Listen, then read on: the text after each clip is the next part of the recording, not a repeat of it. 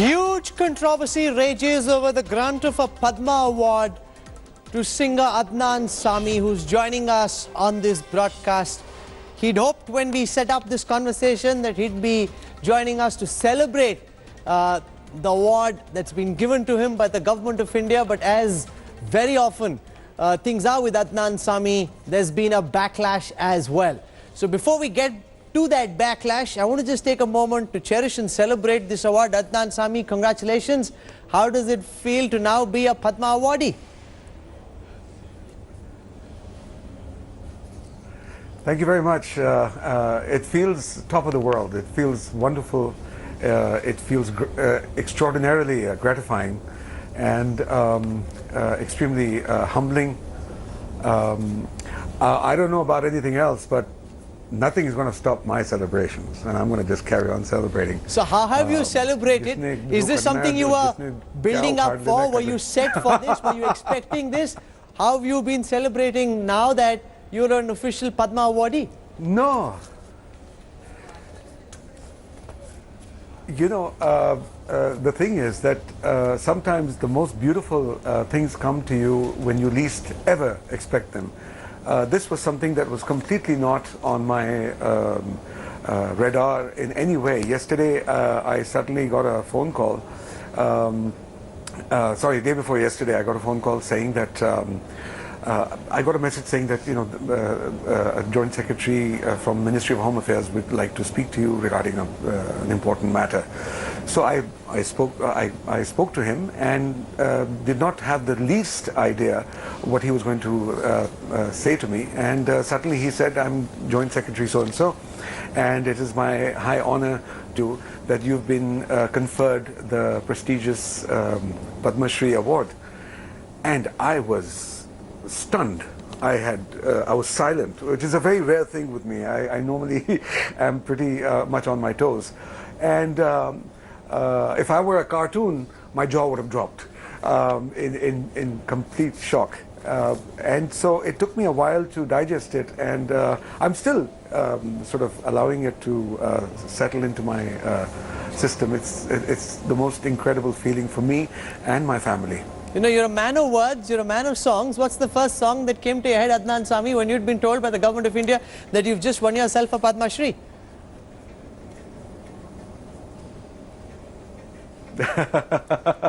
I think the first song that immediately came into my mind was "Teri unchi shaan e mola, meri arzi maan le mola, tu hai sab kuch jaanne wala, main hu tera maanne wala, mujhko bhi do lift kara de, thodi si to lift kara de."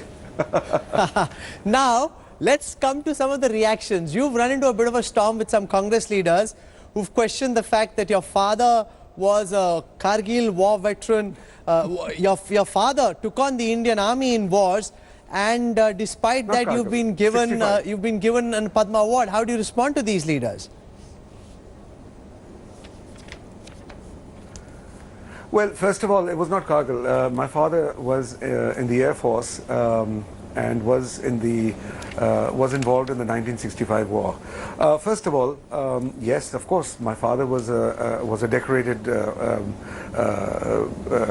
war veteran from war hero from Pakistan in 1965 war. And he was a patriotic soldier who fought in the line of duty for his country. And I'm very proud of the principles that he held. And he taught me those principles.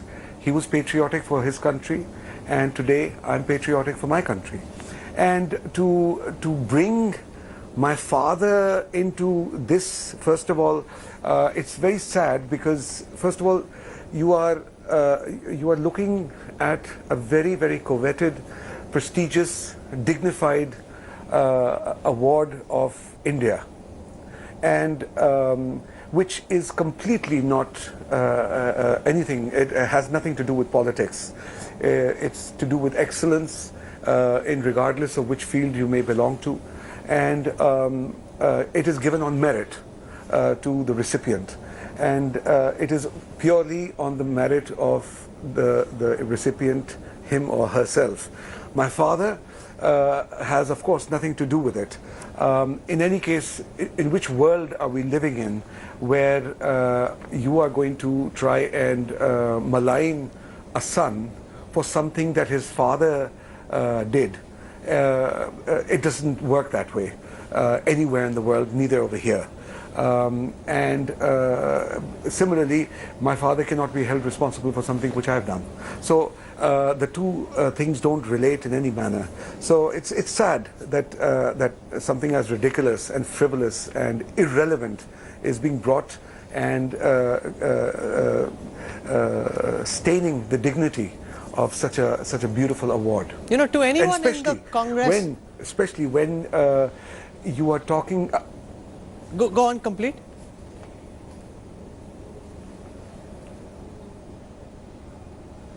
Sorry? No, I was basically saying to anyone in the Congress or elsewhere who thinks that Adnan Sami should not be given an honor because his father fought a war with India, that's totally the wrong way of looking at it. Adnan Sami's father was a military professional and he did his job Indeed. As an army or an FS officer would, and he did it as best as he could, which is what you expect from a professional army man or an Air Force man. Absolutely. To hold that against Adnan Sami is totally wrong, and that's, you know, you don't like his music, you don't think he's a talented singer, take him on for that. You don't believe he deserves a Padma Shri, take him on for that. Don't bring his father into the mud because that's not fair. His father did what he had to. Indeed. Adnan Sami is today doing what he needs to. Adnan.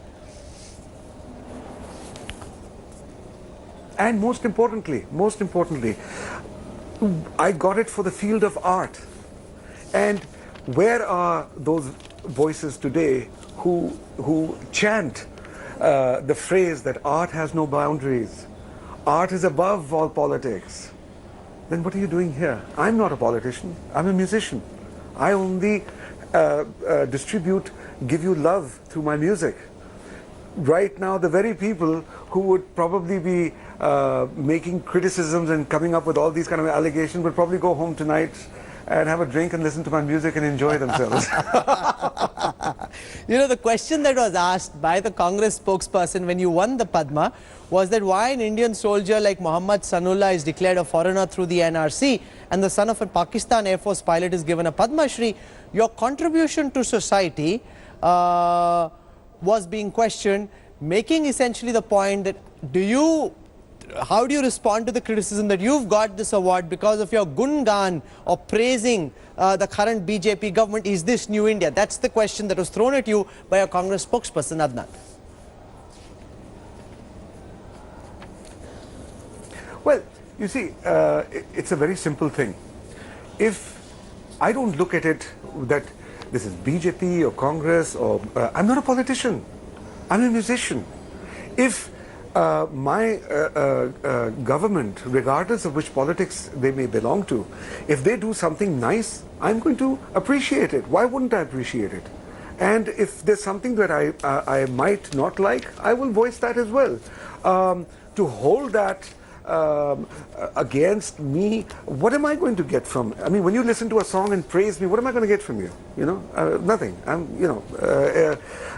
It's got nothing to do with that.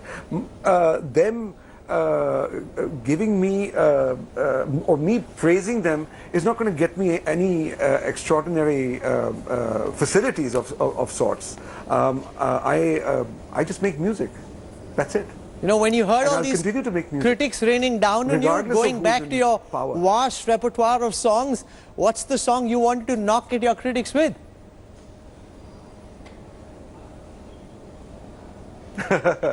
हमने तुमको देखते ही दिल दिया, तुम भी सोचो तुमने हमसे क्या किया, मेरा दिल ना तोड़ो, कभी दिल से दिल मिलाओ, हम भी तो हैं तुम्हारे, दीवाने हो दीवाने. Wow, wow, wow. Kya baat hai. Fantastic. You know, that's such a superb response to critics who've been coming at you. The irony of all of this was when I was researching for this interview, I found that in 2013, when the BJP was in opposition and the UPA was in power, the BJP was attacking you. I have here a quote from a BJP spokesperson from that time who says, "Why is Adnan Sami being treated with such dignity? Who is his godfather in Delhi?" This is Shaina NC. She says that you'd been living illegally, you violated FEMA, etc., etc. And at that time, you had pretty much the same charges coming at your way from the BJP, which was in opposition, which is now celebrating you and giving you this high honor. Well, you've just advocated my case. That goes to show that I'm not with anybody. And They he's go and yeah. they give according to merit. Sure. If they felt, You know, there's and if they feel that way, I followed the procedure. I got what I had to get. Simple. There's no favoritism then. There is a huge debate, Adnan Bhai, that's raging across the country around the Citizenship Amendment Act. And at the crux of this debate is the ability of people born in other countries to get citizenship of India. Digvijay Singh, the Congress leader, made the point that if Adnan Sami can get citizenship, can come to India, win a Padma Shri, then what's the need for an act like the Citizenship Amendment Act? I'm wondering if I can know your thoughts on the government's move to allow for persecuted minorities from 3 countries to come into India and gain citizenship and leave one religion out of the ambit of the CCA. Well, you see, first of all, keep in mind that I'm not a politician. And this is not my field in as much as Rag Darbari is not the field of a politician. Okay?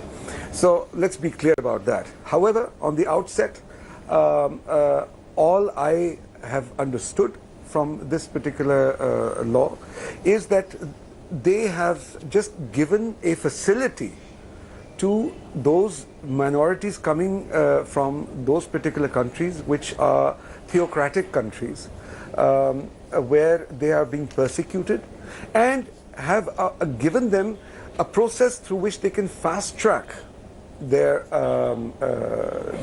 process of citizenship.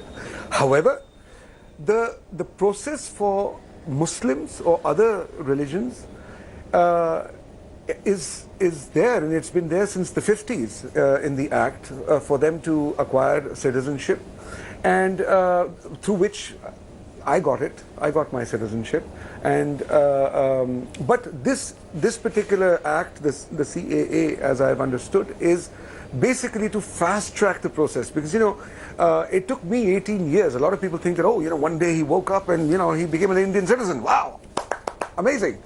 No, it wasn't that simple. It took me 18 years and 2 rejections in the process. So there is a process I followed, and that process exists even today. But the point is that those particular minorities are required to just get a faster citizenship. But that doesn't mean that the existing law that has been there since the 50s does not exist. It's there. It's not been cancelled in any way. So which is fine.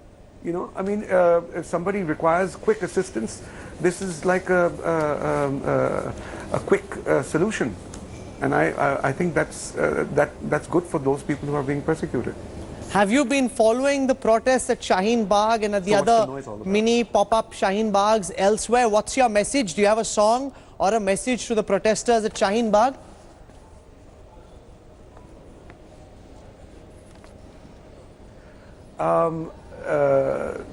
To be honest with you, I've not been really following that because I've been traveling.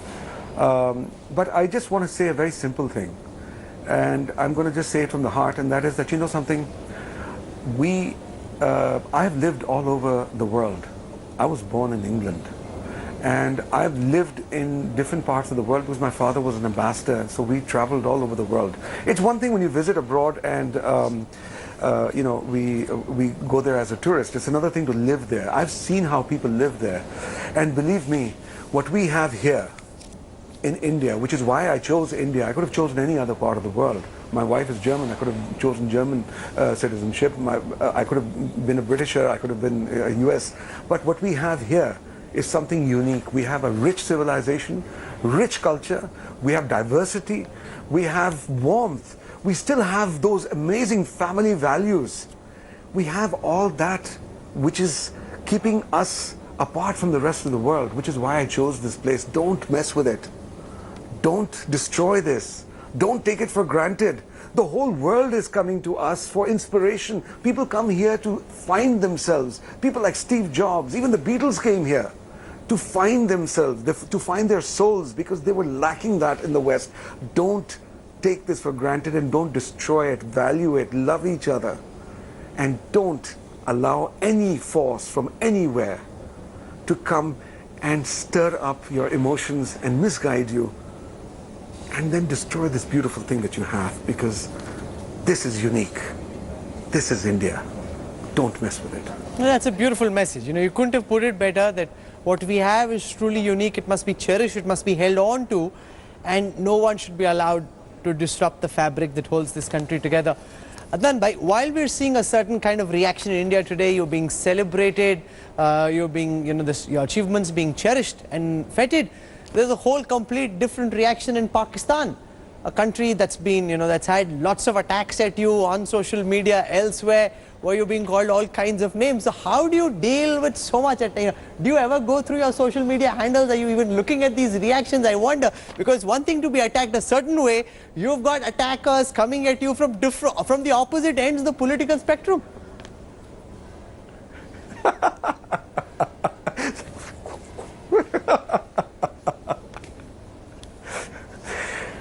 Thank God for music. The music keeps me sane. So what do you have to say to all those in Pakistan who are calling you a sellout and say you sold your soul to the devil, you went to India? How do you respond to all that kind of criticism?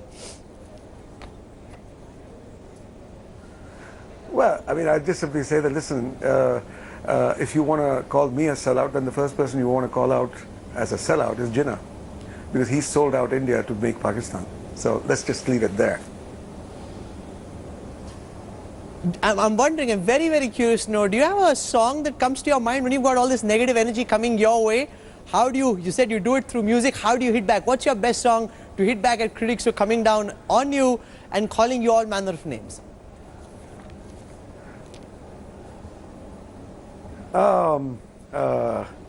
That's an interesting question.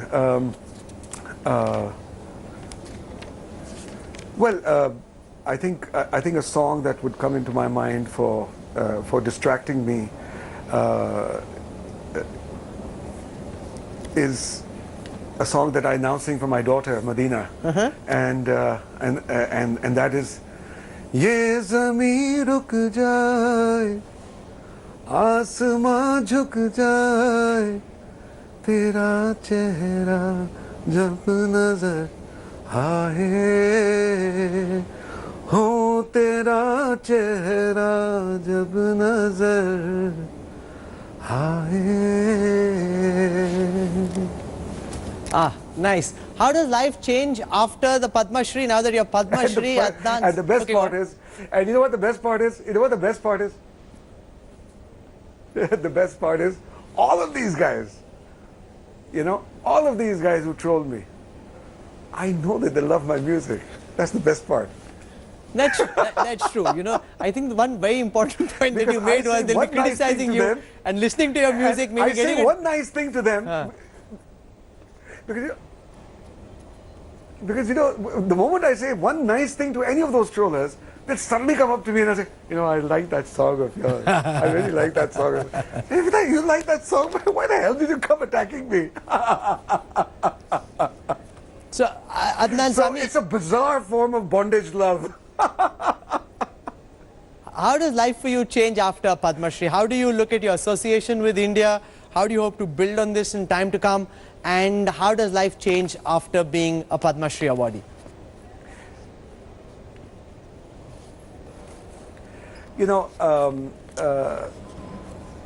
It's ironic what I'm going to say is because, my father, unfortunately, my late father, was unnecessarily and unjustifiably dragged into this thing. But the truth is that I wish my father was alive to see this moment. And I know that the most proudest and happiest person who would have cried tears of joy upon hearing the news of my Padma Shri would have been my father. And more so because when I shared with him the desire that I want to become an Indian citizen, he was the first person to say to me, "Beta, if you want to become an Indian citizen, you have my blessings, and you should, because they have loved you and they've given respect to you. You owe them your allegiance and become a part of them because they've embraced you." And today he's no more with me physically, but I know that he would have been the most happiest. And today I know that he would have wanted that. I know what he would have said to me. He would have said that this award should add responsibility upon your shoulders to ensure that whatever you do in the future, you live up to the responsibilities and the honor that this award has bestowed upon you, and give back through your music, through your knowledge. And that is exactly what I intend to do. This award has acted as a huge catalyst in my soul, in my heart, to further my efforts to try and give more music back and more love back through my music. You know, you haven't spoken about this much publicly, but I'm an army officer's son myself, and I find it interesting that your father, when you told him that you wanted to take up Indian citizenship, actually encouraged that, because he was a decorated war veteran, held the Pakistani flag with much pride. What were the circumstances that led you to think that, you know, wanting to become an Indian citizen is a good idea over the country into which you were born?